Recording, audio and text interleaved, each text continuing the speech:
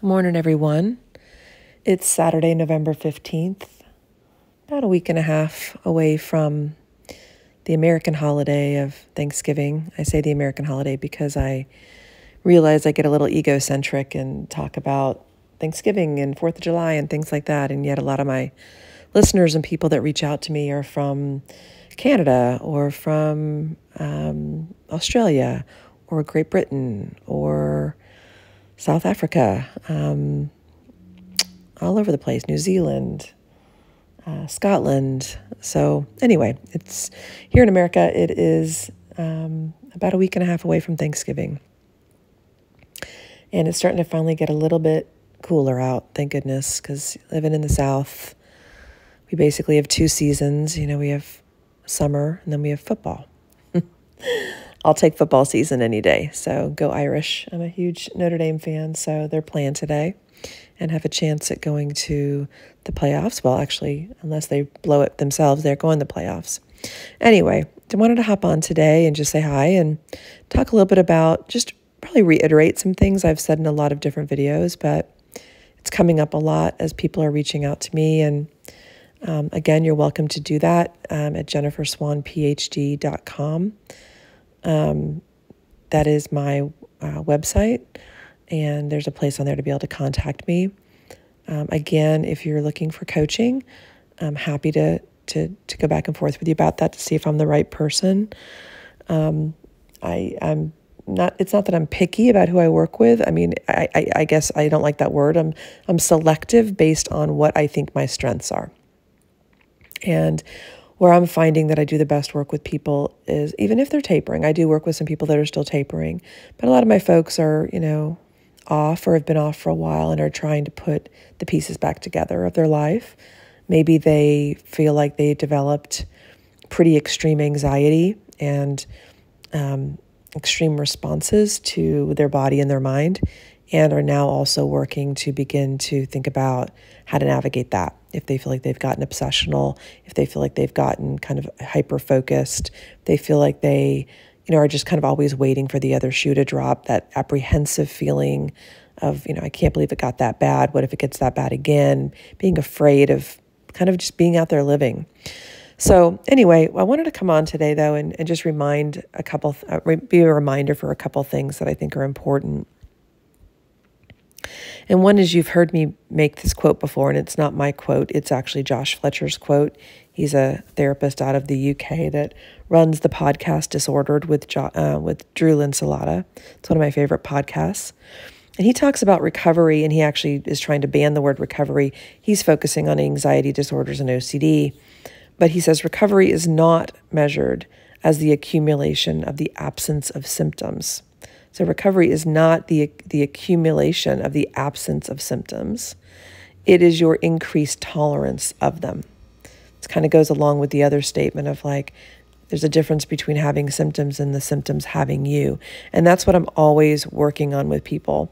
Even I was talking to a client a couple of days ago, and they were like, when do you think I'll heal? And it's like, by even asking that question, we're doing the wrong thing. I get it. I get that. What do you mean, don't ask the question? This shouldn't have happened. This has taken me out of my life. I want to get back to where I was before, or even better. And you're going to tell me that I can't put a time frame on that? And yes, I am. I think when people give you a time frame, I'm suspect of that. And I'll tell you why. Because there's many, many factors that go into what that would look like. It goes into your history. It goes into your current level of, I don't even want to say coping strategies, your current attitude towards it, your current behaviors, how you see and how you believe and how you think about recovery. And so a lot of the work I do with people is changing that, because that's a game changer. And really, we're obviously always looking for that reduction of second fear. That's a Claire Weeks term, but it's the idea that we have these symptoms that come in mentally, physically, cognitively, and they, decimate us in many ways, drop us to our knees at best. And we have a reaction to that. Who wouldn't? Who wouldn't have a reaction to that? But then that is the opportunity to move into the classroom and learn. And get into a place of learning where I think a lot of people get stuck, myself included back in the day, was this was traumatic. This came in, it didn't have to happen. And I was left with a significant assault on my nervous system that left me with, at times upwards of, 60, 70 symptoms. How does one just not give that a lot of attention? How does one not get fixated on when is this going to go away? But I will tell you that it is actually very possible to train your brain. It is very possible to learn about second fear and to begin to look for that small space that does exist between stimulus and response, between the symptom and your reaction. And I find that a lot of people get really stuck on these three main questions, which is, what is this? Why is this happening? And how long is this going to take? So the what is this is really important, because you might have been told what this is 1,000 times, but if you don't really understand what this is, if you get, we use the word benzo withdrawal or medication withdrawal, and yes, that is a thing. But we have to go a little bit above that. Okay. And this is, again, where I get some blowback, I get some pushback, and people are like, you're abandoning the benzo withdrawal movement. And that is not true at all. I don't want people to get stuck. And what I find is that when we don't go to the larger, yes, the benzo withdrawal has caused a larger issue. The larger issue is the nervous system sensitization. If we don't get there and we stay stuck in benzo withdrawal, we get stuck in words and terminology that's very fatalistic. We start to get really fixated on, just this basic neurochemistry of like GABA receptors being downregulated. And it's so much more complex than that. And I think it's good news. So as I'm saying it's more complex than that, I'm not saying that's bad news. I'm actually saying it's good news, because then I can actually work with you and teach you about nervous system sensitization and what that means. What brought me to the party of nervous system sensitization was an antibiotic that blew up my nervous system, and then multiple attempts at trying to get that calmed down by well-meaning friends and doctors who put me on a whole lot of medications like benzodiazepines, like gabapentin. And I didn't have a good reaction to any of these. And so that's what brought me to the party of nervous system sensitization.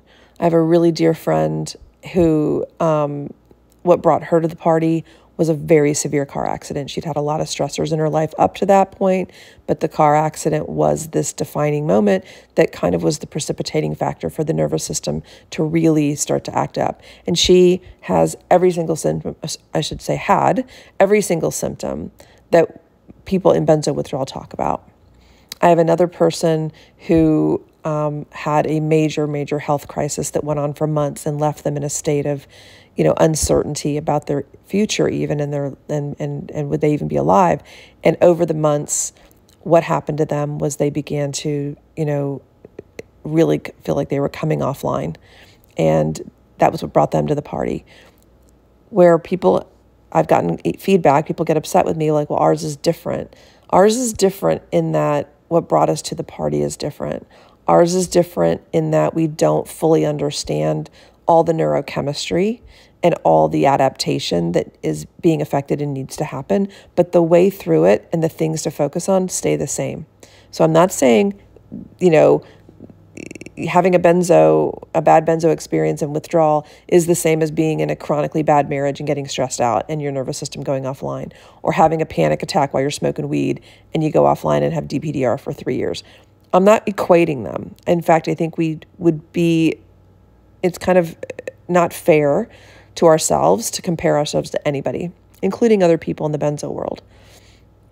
So a lot of what I do is a lot of psychoeducation about nervous system sensitization, and about, even though the nervous system is the electrical thumbprint, the thumbprint meaning it's unique to everybody, there are some patterns.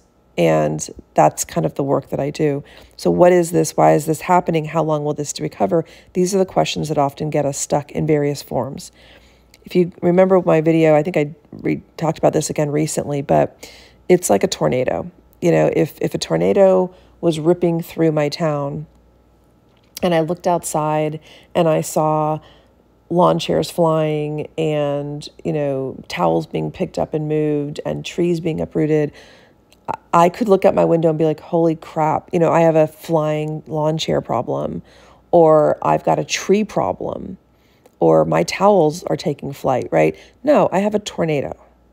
So what we tend to do is we tend to get really scared because our tornado, which is the nervous system sensitization, right, creates all kinds of symptoms. And then we get focused on, I've got POTS, I've got dysautonomia, I've got dizziness, I've got floaty boaty, I've got pain, I've got vision problems, I've got sensory sensitivities, I've got food sensitivities, I've got digestive issues, I've got intrusive thoughts, I've got OCD, and suddenly we have 400 problems. And again, that's where this is not 40 dragons. This is one dragon, maybe with 40 heads, that we are not there to kill and slay, but we are there to tame. We are there to learn what to do about it.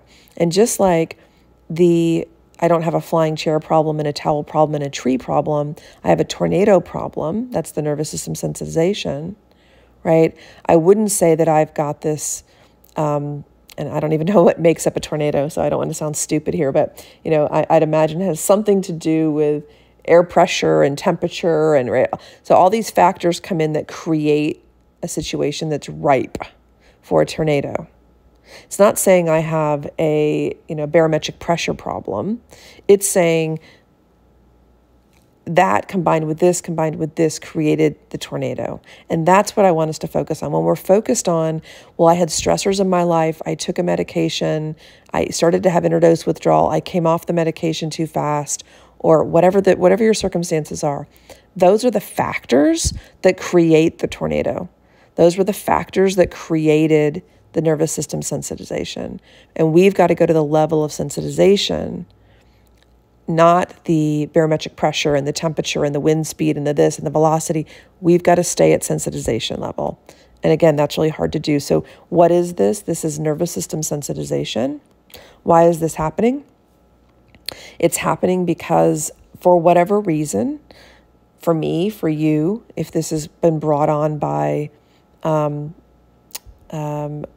medication withdrawal, we were some of the unlucky ones, right? This doesn't happen to everybody.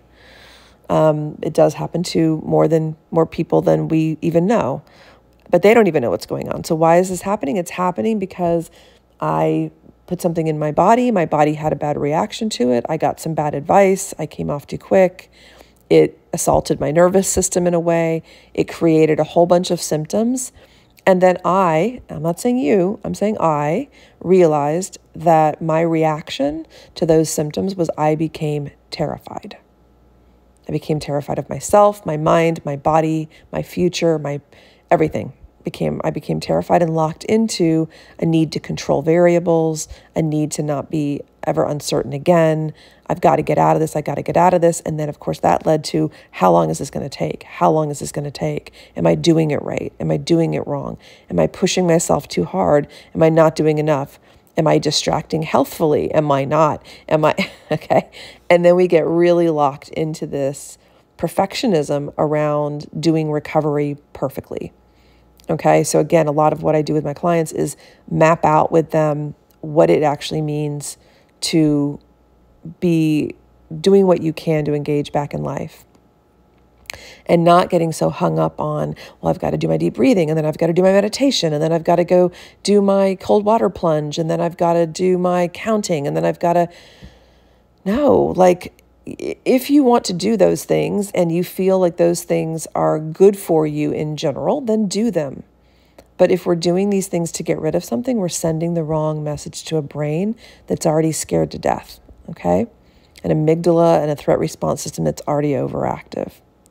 So what is this? Why is this happening? How long will this take? If you're asking yourself those questions on any level, multiple times a day, that's part of the problem, okay? And so I hope this was helpful. Please reach out if you feel like I would be maybe a good fit for you. I'm happy to talk with you about that. If not, I'm happy to make sure I give you a referral to somebody else. If you've sent me something and I've not responded, please go ahead and send it off again. Again, I don't know what's going on, but some of my stuff's ending up in promotions. Some of my stuff is ending up in spam. So I need to do a better job of consistently checking those, but I'm getting kind of so many just emails a day, even from like, now it's like the holidays. So I'm getting, all my emails from like The Gap and Williams-Sonoma, and everything's getting, kind of buried. So I'm going to do my best this weekend to go back through, look again, but please resend, and I apologize if that's, if you've been missed in some way. I hope this was helpful, guys. Take care.